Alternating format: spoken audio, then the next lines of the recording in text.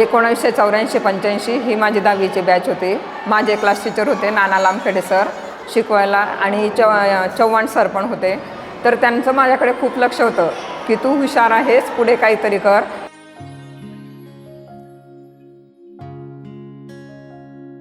माझ्या शिक्षकांनी प्रेरित होऊन त्यांना सांगितलं की नाही, तिचा DEDला नंबर लागतोय, हे तुम्ही तिला DEDला पाठवा। माझ्या वडिलांनी ते ऐकलं आणि शिक्षकांच्या मार्गदर्शनानेच माझा फॉर्म भरला गेला आणि माझा DEDला नंबर लागला। म्हणून मी या पेशाकडे वळलेले आहे। 87ला DED झाली त्यावेळेला मला ह्या शाळेमध्ये इंटरव्ह्यूमध्ये आली होती। डोळ्यातले पाणी नव्याने वहावे, कितीदा नव्याने तुला आठवावे।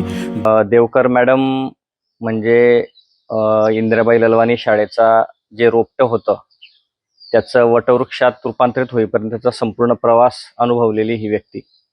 आणि आम्ही सुद्धा बालपणापासून तर आम्हाला आता छोटी छोटी मुलं होऊन ती शाळेत जात आहेत, या प्रवासापर्यंत कायम आमच्या सोबत राहिलेल्या व्यक्ती म्हणजे देवकर मॅडम।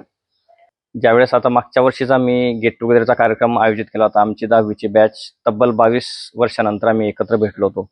त्यावेळी ही मॅडमला मी बोलवलं आणि सर्वांच्या ज्या भावना होत्या त्या दिवशी किंवा मॅडमनी जे भरभरून पुन्हा सगळ्यांना आशीर्वाद दिले, सगळ्यांबद्दल जाणून घेतलं, तो एक अविस्मरणीय सोहळा आमच्यासाठी त्या दिवशी सुद्धा होता। डोळ्यातले पाणी नव्याने वहावे। आणि ही जामनेर पुऱ्यावर भरणारी शाळा होती, नवीन होती। माझं लग्न झालेलं नव्हतं, त्यामुळे माझ्या वडिलांनी ही शाळा निवडली की जामनेरला राहील आपली मुलगी, लग्न झाल्यानंतर मग ते कुठेही जावं, म्हणून मी या शाळेत रुजू झाले।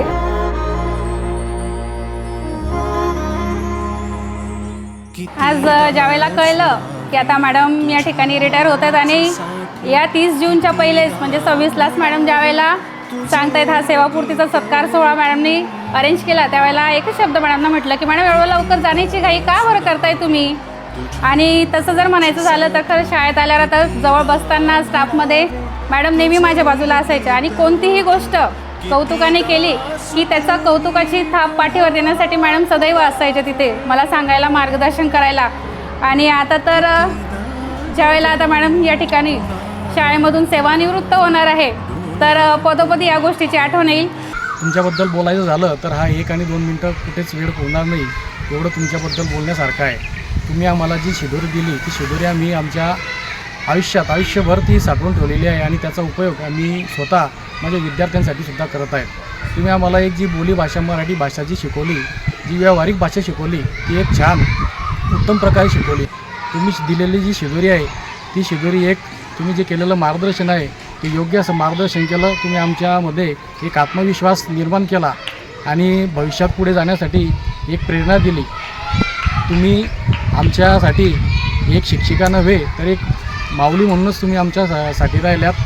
कोणतेही सुखदुःख असेल किंवा कोणतेही कार्य असेल त्यामध्ये तुम्ही आमच्यामध्ये सहभागी झाल्या। नव्याने वहावे। माझी पहिली आणि शेवटची शाळा हीच राहिली, मी नंतर कुठेच गेली नाही। 1987 पासून तर आज 2026 पर्यंत मी या शाळेत 39 वर्षापासून सर्व्हिस करते आहेत। चढ उतार पाहिले, प्रेरणा मिळत गेली, मुख्याध्यापक मार्गदर्शन करणारे होते। मी BA केलं, नंतर MA केलं, BEd केलं, मुख्याध्यापकांच्या मार्गदर्शनाने पुढील शिक्षणही पूर्ण केलं, संसारही करत गेली। येणाऱ्या विद्यार्थ्यांसाठी हेच सांगेल की आता विद्यार्थी अभ्यासाकडे दुर्लक्ष करतात, क्रीडांगणावर जास्त रमतात, मोबाईलमध्ये जास्त रमतात, पण शिक्षण महत्त्वाचं आहे। शिक्षण घेतल्यानंतरच बाकीच्या गोष्टी तुमच्यासाठी फार महत्त्वाच्या ठरतील, म्हणून शिक्षणाकडे लक्ष दिलं पाहिजे, अभ्यास केला पाहिजे।